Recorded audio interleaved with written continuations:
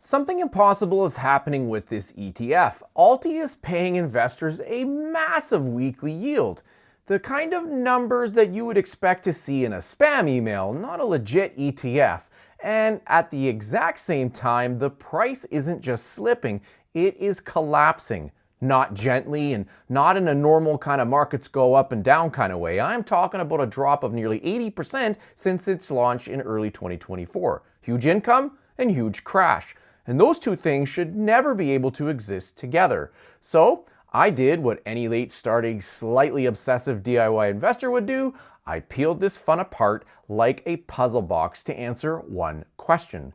How can an ETF pay this much while melting down this fast? But what I didn't know, and what surprised me the most, is that the real answer isn't in the dividend or the chart or even the NAV. It's in something far stranger.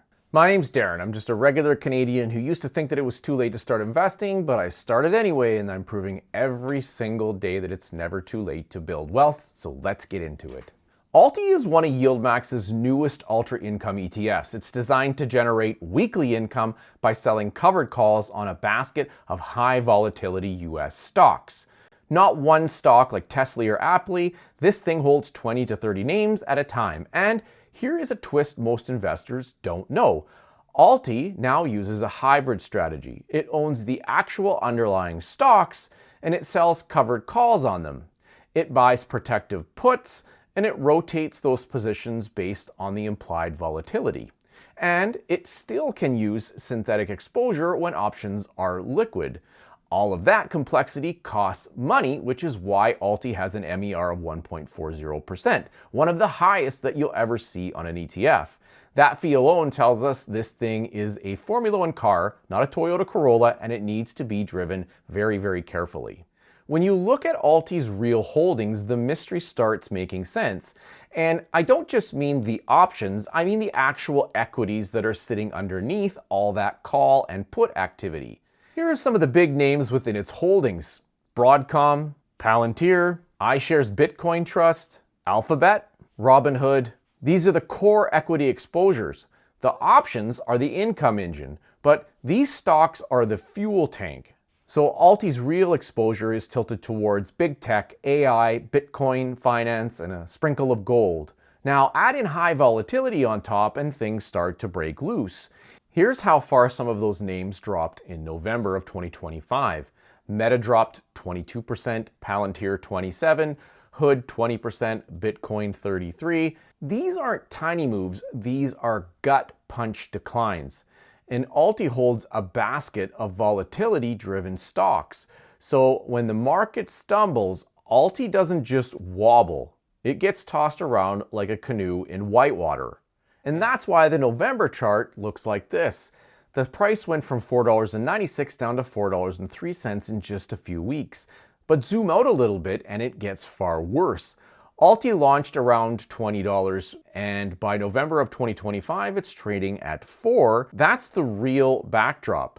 So let's use some real numbers. If you invested $10,000 at the start of November, the share price fell almost 19%. So you would have earned 26 cents in distributions, and the weekly payouts would have been $140. The total value was $8,100 to $8,200. So you lost roughly $1,800 while receiving a $140 payment. This is the moment that new investors always say, but the distributions prop it up, right? Well, that's the myth. And this is where it gets weird.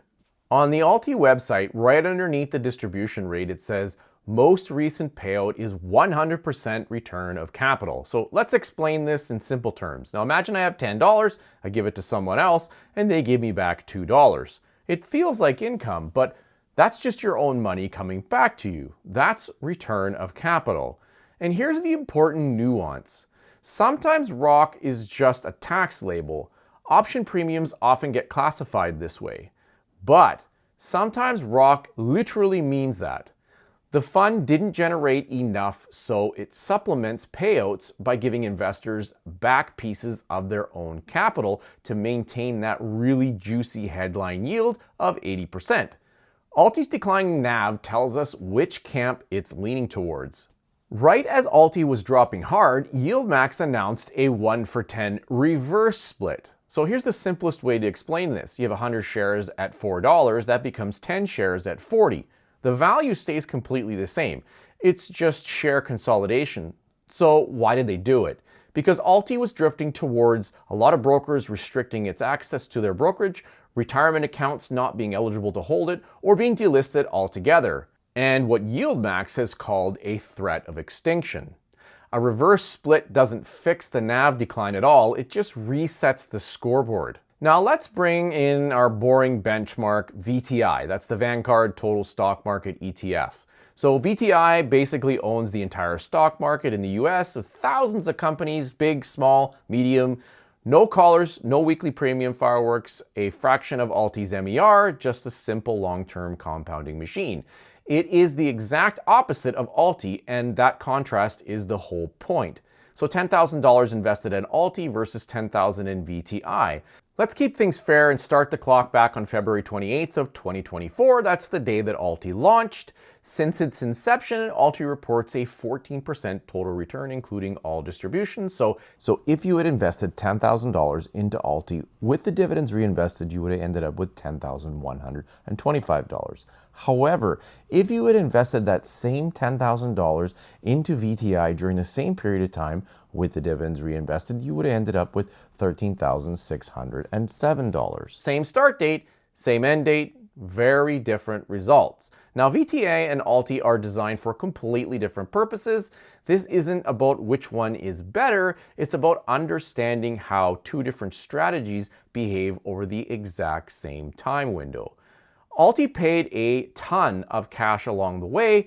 It felt exciting for investors, but total return, the real measure of growth, goes to the broad market ETF. This doesn't mean Alti is garbage. It means one thing. High distributions do not automatically equal better long-term results. For regular investors, especially those starting later in life, broad market ETFs usually do more heavy lifting. Alti might still fit someone who wants, say, short-term income or some high volatility or, a fun money sleeve or roller coaster savings. But for long-term retirement planning, broad market ETFs have outperformed Alti by an absolute wide margin. A lot of investors believe Alti's income should cushion it during market drops. But here's the strange mystery. If income cushions the downside, why did Alti fall so much harder than a traditional covered call ETF during the exact same period? Well, Paul Santori and I already explored this in detail. If you want to understand why Alti's drop was so severe and how Paul's covered call portfolio handled the exact same market conditions, that video is right here. And honestly, the results are worth seeing.